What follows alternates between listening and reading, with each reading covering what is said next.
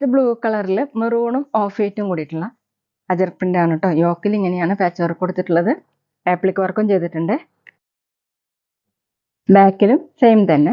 ടോപ്പിന്റെ ലെങ്ത് 47-48 ഇഞ്ചാണ്. ദുപ്പട്ട സെമി സിൽക്കിലാണ് കേട്ടോ. ലൈറ്റ് ചിക്കു ഷെയ്ഡാണ്. ഇതുപോലെ ആപ്ലിക് വർക്കും കാന്ത സ്റ്റിച്ചും കൊടുത്തിട്ടുണ്ട്. താഴെ രണ്ട് സൈഡിലും ടോപ്പിന്റെ പീസ്. 2.25 ആണ് ദുപ്പട്ടയുടെ ലെങ്ത്. ബോട്ടം കോട്ടണിൽ മെറൂൺ കളർ.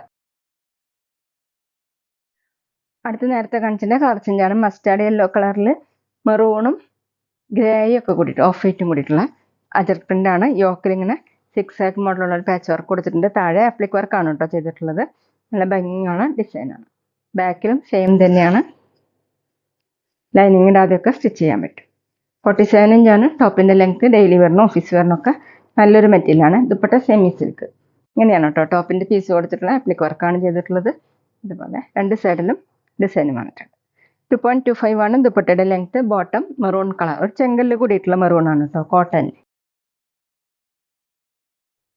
അടുത്ത് മെറൂൺ കളറിലാണ് കേട്ടോ. മെറൂൺ കളറിൽ ബ്ലൂ കളറിലുള്ള ഡിസൈനാണ്. ഇതുപോലെ ആപ്ലിക് വർക്ക് വന്നിട്ടുണ്ട്. 6 ആക്ക് ഡിസൈൻ കൊടുത്തിട്ടുണ്ട്. ഇത് ഇഷ്ടമില്ലാത്തവർക്ക് അഴിച്ചു മാറ്റാവുന്നതാണ് കേട്ടോ.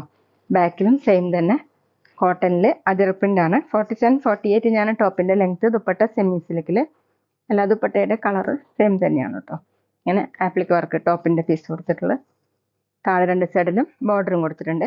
2.25 ആണ് ദുപ്പട്ടയുടെ ലെങ്ത്. ബോട്ടം കോട്ടണിൽ ബ്ലൂ കളർ.